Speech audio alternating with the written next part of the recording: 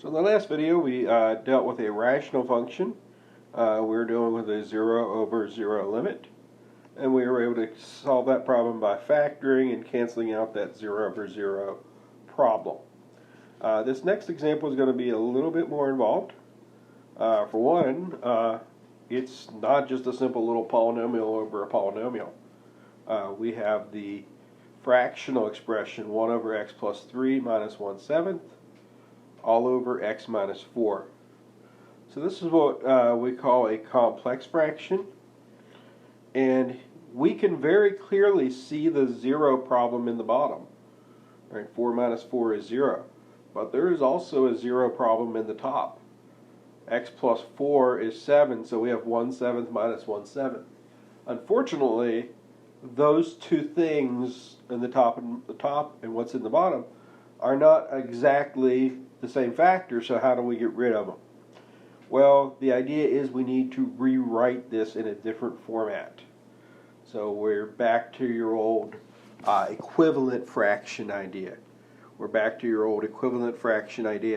And with complex fractions, we can accomplish that by multiplying both top and bottom by the common denominator for the denominators that make up your little fractions.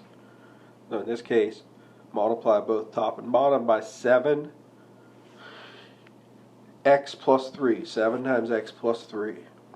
And so we go ahead and do that. We get our limit as x approaches 4, and then we multiply through.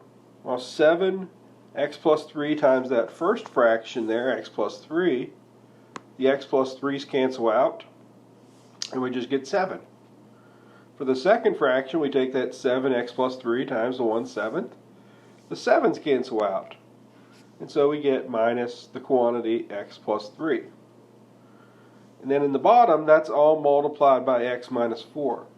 Now, rather than going through the trouble of multiplying by all that stuff out, let's just leave it as it is. Because remember, we want to get rid of the 0 factor. And the 0 factor is very, very clear in the bottom. It's the x minus 4. So I'm just going to put everything together there in the bottom. And then we just need to go through and simplify, and hopefully at some point that x minus 4 in the bottom finds something to cancel with in the top. So we distribute our negative sign through, and I'm going to write this out in rolling detail. If you want to do, kind of go off to the side and do some of that simplifying, the top on its own and then put it back together, that's fine. So I distribute the negative here, distributed the negative through, and then I go ahead and simplify the 7 minus 3 to get 4. At that point I have 4 minus x on the top and x minus 4 on the bottom. So it's clear what makes the top 0, and it's clear what makes the bottom 0. Problem is they're not the same thing.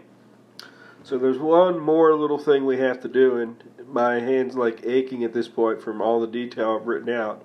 So if I can do it, you can also write out some extra detail. And I really encourage you to do that, because a lot of times one of the biggest mistakes we make is try to do too much in our head. So here I factor out a negative in the top, and now we can see we finally have the x minus 4 factor. So we go ahead and cancel those out. And at this point we've gotten rid of the 0 over 0 issue, and so we're able to go ahead now and evaluate the limit. And we'll evaluate the limit. Okay. So we allow x to now become 4. Top's just going to be minus 1. In the bottom you're going to have 7 times 4 plus 3. 7 times 7 is 49. And so the overall limit becomes negative 1 over 49.